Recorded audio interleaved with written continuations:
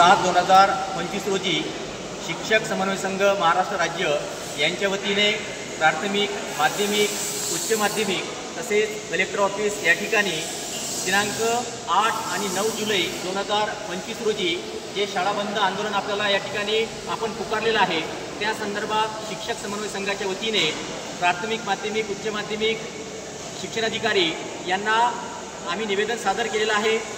संपूर्ण महाराष्ट्रातील तमाम अंशतः प्राथमिक, माध्यमिक आणि उच्च माध्यमिक बंधू आणि भगिनींना माझी नम्र विनंती आहे, शिक्षक समन्वय संघाच्या वतीने नम्र विनंती आहे की जर 14 ऑक्टोबर 2024चा GR याचं अनुपालन जर आपल्याला आपल्या पगारीमध्ये जर करून घ्यायचं असेल तर बांधवांनो, आपल्याला आझाद मैदान गाठल्याशिवाय पर्याय नाही।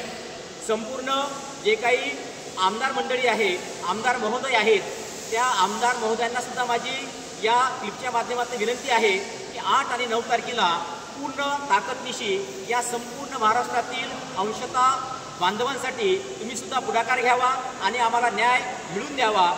14 ऑक्टोबर 2024 या GRचं रूपांतर जर आपल्या पगारीमध्ये करून घ्यायचं असेल तर बांधवांनो, तुम्हाला आझाद मैदानाशिवाय पर्याय नाही।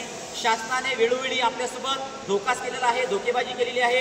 एक प्रकारे ते गेंड्याचं